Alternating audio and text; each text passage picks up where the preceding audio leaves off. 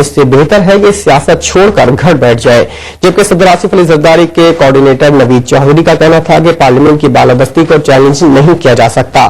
سوال یہ ہے کہ عدلیہ آزاد ہونے کے ساتھ غیر جانبدار ہے یا نہیں. جب زرداری صاحب نے نواز شریف سے کہا تھا کہ ہمیں صدر مشرف کو انڈیمنٹی دینی پڑے گی تو نواز شریف صاحب نے تب بھی یہ کہا تھا کہ اگر ہم یہ کام کریں گے تو پھر ہمیں سیاست چھوڑ کے گھر بیٹھ جانا چاہیے. جنرل مشرف کو انڈیمنٹی دی جا رہی تھی کہ آج صرف پی ایم ایل این کا رول ہے کہ جس کی وجہ سے جنرل مشرف کو انڈیمنٹی نہیں ملی. اور بلیٹن میں شامل کرتے ہیں عطاباد کی جھیل کے حوالے سے کچھ خبریں.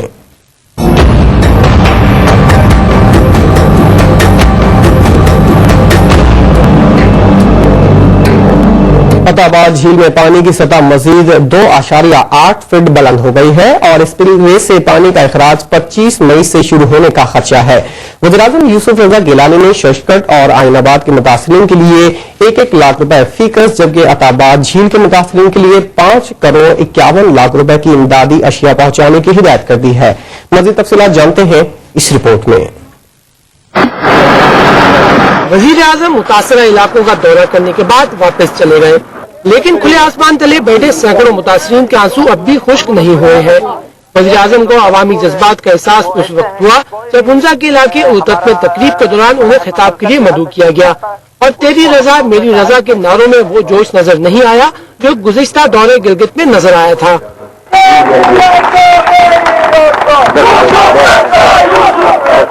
یہاں وزیر اعظم کی تقریر سننے کے لیے شرکا کی تعداد بھی انتہائی کم رہی اور بیشتر کرسیوں پر صحافی بیٹھے نظر آئے.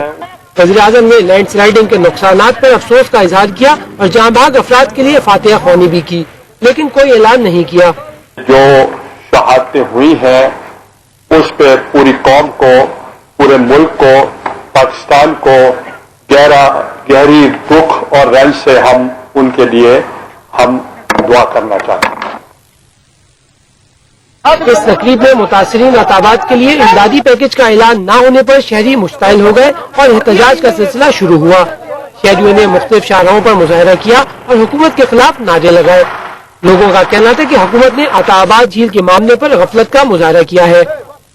صرف دال کھاتے ہوئے اسکیم کے اندر ہے، ہمیں پتہ ہے کہ پھر بھی ہمیں ٹکارا ہے.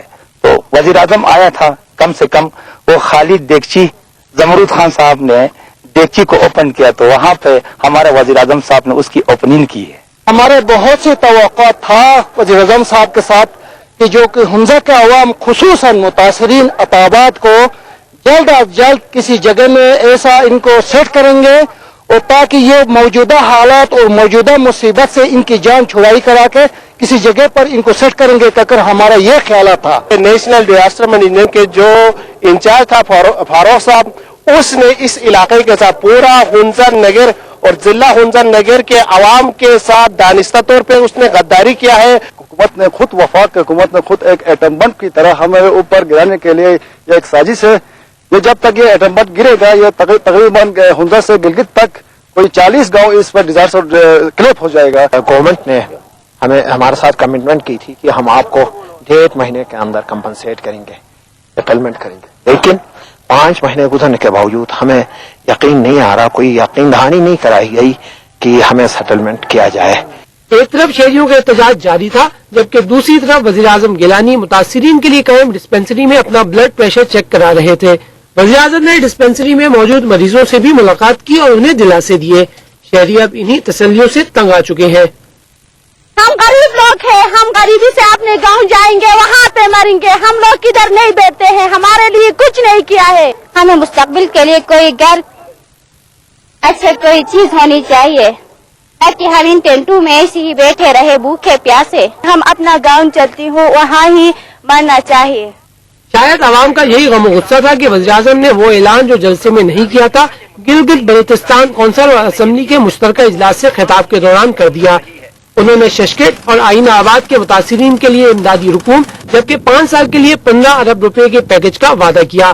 یوسف رضا گیلانی نے عطاباد جھیل کا فضائی جائزہ بھی لیا، اس جھیل کا جس میں پانی مسلسل بڑھ رہا ہے اور خدشہ ہے کہ 24 یا 25 مئی کو اس اسپل وے سے اخراج شروع ہو جائے گا.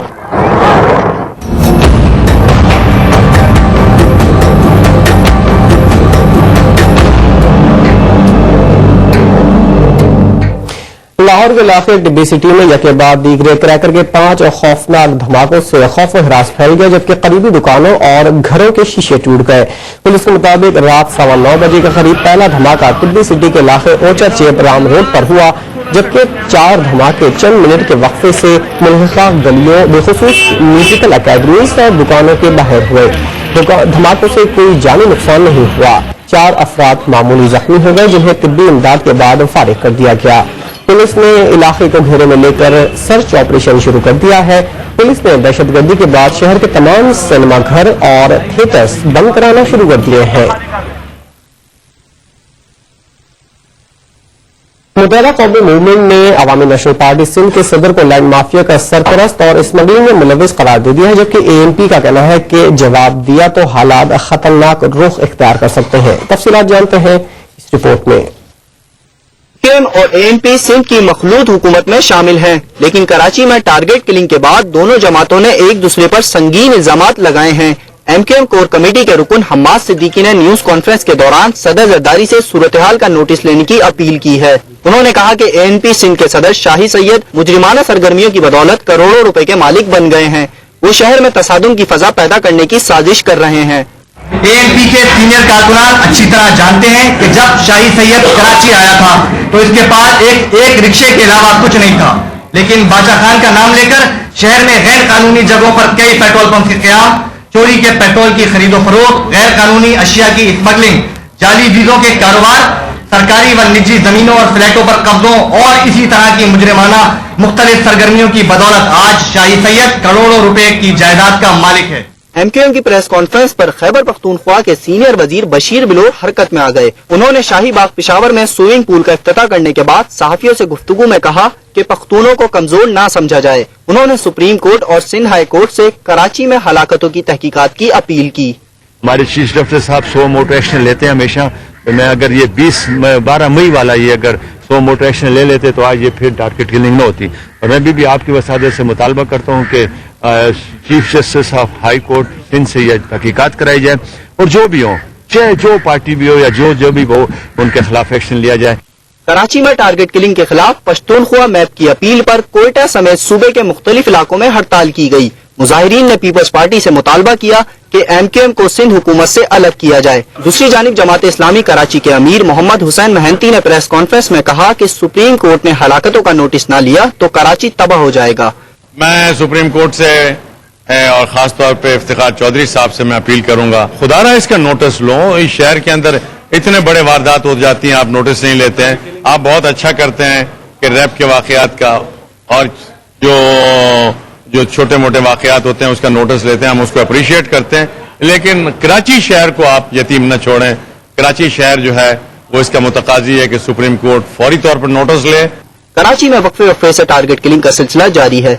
मुबस्सिरीन का कहना है कि उरूसुल बिलाद में अमन व अमान के लिए सियासी इक़दामात के साथ जराइम पेश अफराद पर काबू पाने के लिए संजीदा कोशिशें की जाएं।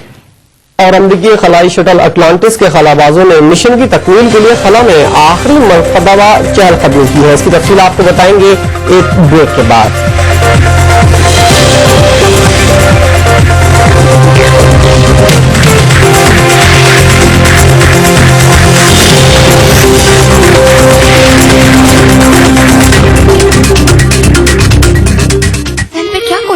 मेरे ज़हन पर बहुत कुछ, पाकिस्तान के लिए जीतना, मोटर बाइकिंग और बच्चों के साथ बच्चा बन जाना।